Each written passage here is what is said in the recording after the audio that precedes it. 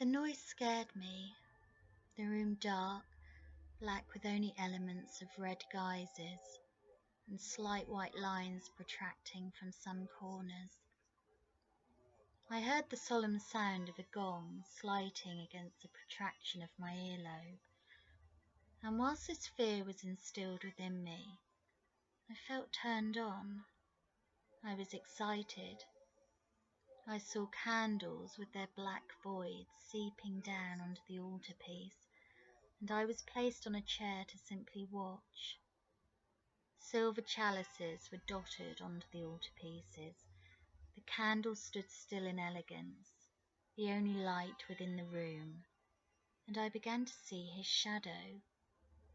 A black veil covered him, and his sounding of the ceremony was to begin.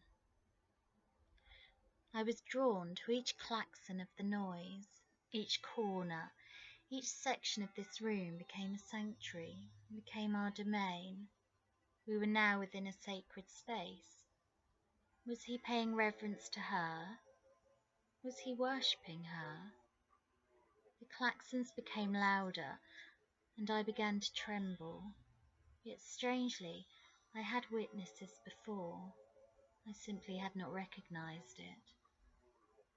As he lifted his fame, he commanded his words, his voice deep, sanctioned within a darkness. I was shadowed by the echo of his voice, releasing its energy into each orifice of my body. My soul was stood by the man I loved. He was my only protection within this sanctuary of the darkness that shrouded us so deeply. As Latin was spoken, my eyes became more adapted to the views I was gazing at. Her body was pale. The perfection of skin adorned her bones. Her hair swept across her face, her holes covered by the fluctuation of her legs. I watched his eyes divert to her.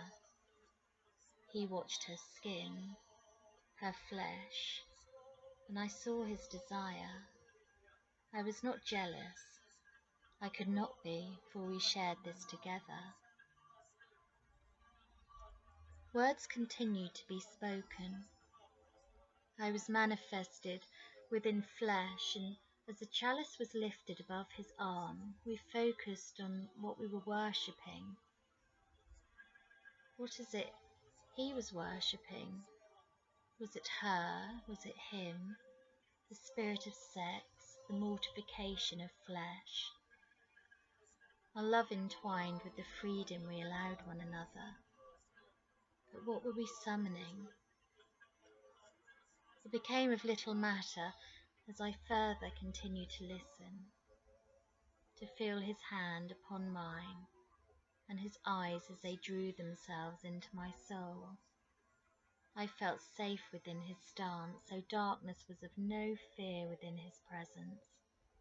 But was he to watch me?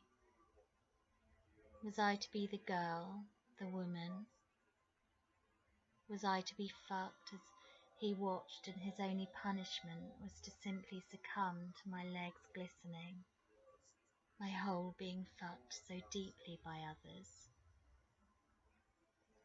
The woman moved, her hand lifted to her hair as she brushed it aside, and her necklace, black in domain, rested itself between her breasts. I looked at the man I loved. His eyes tore into her flesh. He turned to me, and it was his soul that grated into every area of mine. I was in fear, yet I was in beauty, and I was in desire. I was in light, and I was in fascination, in fantasy. And only he I connected to within this sacred abyss. He knew I needed him. I needed to feel him, yet we were not able to. Only when we were given instruction could this commence. He took a sip from the chalice and passed it to me. As my hand took it, he brushed his fingers against mine, They were soft, fragile, a nail slight enough to pain me as it dragged through the flesh of my back. Then she came to the altar front, her dress black, her hair loose, and holding another chalice, I reached out to kiss him. I could no longer hold back. I needed to feel his lips against mine.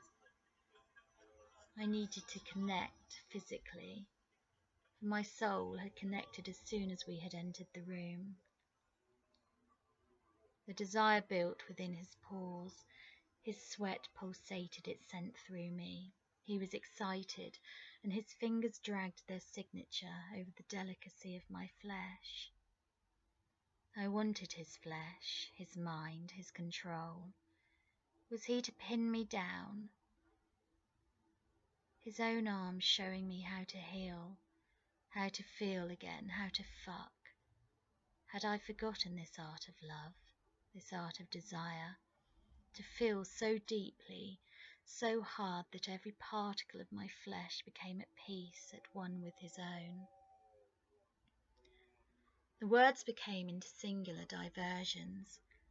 His draped material lifted from the faces of the others, and they joined within the middle of the room in front of the altarpiece.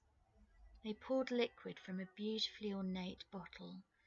Its scent of the richest of wines penetrated our noses, and together they spoke to one another, words of sex, of lust, of desire, and the penetration of their souls to unite together. They only saw one another. Only their souls mattered to each other, and they held the chalice as they drank a sip from each side. Their hands joined, and I felt his hand clasp upon mine as he became more infatuated by the passion, the intensity built around us.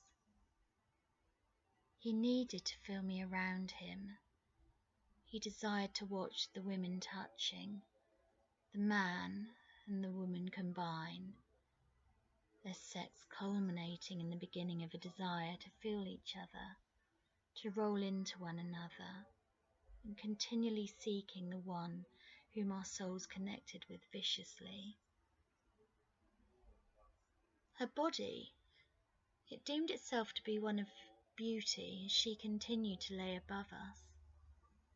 Whilst we were disallowed to fulfill our needs to the extent we desired, we could kiss, and as he plunged his finger within me, only once was this to be led by himself, as only until we were given further instruction we had to release in only a sentiment of passion. The ceremony was led by several men, some women, and a chalice remained the focus of each module as we continued. Our flesh was praised, our passion was praised, our desire, our need, lust, and our love was praised. This was the worship we craved, we needed. We felt alive within this darkness of lewd passion that so many would find a disgrace, yet only truth holders found so sacred, so beautiful, and so enticing to be held within a passion of flesh with someone you simply loved. There was no torment of mind, only pleasure of flesh. This was our food, our drink, our juices flowing within one another, a paradise of sex that so little encountered. Were we truly such a different species to desire such passion, to acquire such sanctuary within flesh, within liquid, within our eyes, our minds, our souls? The woman above us began to rest her fingers on her labia. She fondled the space between her hole and her womb. The gong clanged, postures were held beneath her, and her eyes rolled as she just pushed her head, and it fell backwards. Was this our sign? Were we to begin? Should we begin? A sentiment of energy rushed through us, between us and around us. I felt his breath become heavier, panting along my shoulder line, taking in my scent as we listened to further words, further praise and sacred script of the flesh. The simplicity was within a complexity that could not be mimicked within any other realm. This dark space, lit by the simplest of lights, brought to us our need we have craved for so long. We had needed as long as our blood rushed through and within our veins. The symbol of a cross, placed upon the palm of my hand, made his desire clear to me. People began to remove themselves from the circles. They kissed around us, their hands caressing one another's flesh, and slowly we were drawn into the domain of their beings.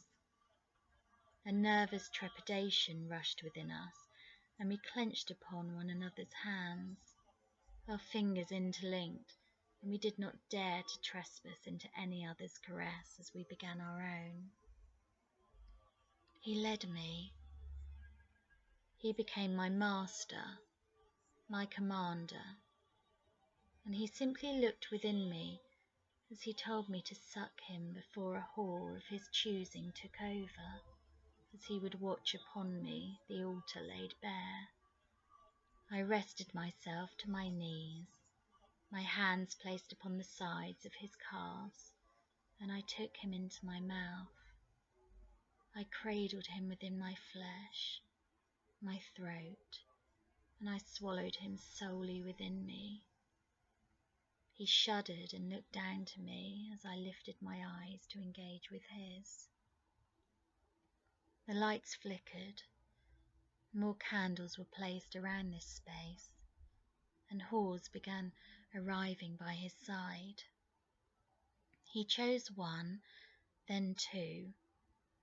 These were to be his pleasers, as I was carried away and led to perform for him, only him. As I placed a finger within me, I saw his flesh being swallowed once more. He did not shudder as when my own mouth took hold, yet simply glistened with delight as he watched and his own self became pleasured in a way only a whore could do so. A glass prod was shown to my hole. I winced as I heard the klaxon end, the ceremony deliver, the people around us, within us, touching us. I wanted to feel him, to watch him, to seek him, and feeling these other entities made this desire for him even stronger. I had to get through, to maintain contact as each muse forwarded itself towards me. Each man, each woman, they felt me, and yet I only felt him. As juices flowed from my womb, I saw his shadow walk towards me. A blindfold was placed around my eyes, and whilst I knew he was close to me, it was not until some time later I felt the soft elegance of his voice push its way into my mind. I heard his words, his voice. He stated, "Feel him, touch him. I am with you, and I am in you. I see you. You are safe." Immediately, with this knowledge and touch of his voice and flesh, I calmed. I released my juices, and whores came to drink from my open legs. He lifted my body and kissed my face. He took me to another realm, another room, and laid me upon the sheets provided for us. He removed my blindfold, and as I looked into his eyes, his face, I fled tears from my eyes. My love for him so intense, so acute, and whilst I had been delighted through a vulgarized mannerism, I knew it was purely to reach this space, a sacred monstrosity of desire, need, passion so strong it obliterated all pain, all suffering, all torment that had fluctuated within my mind since time began. I was safe, I was free, and as he laid upon me, his cock placing itself inside of me, I was once again home.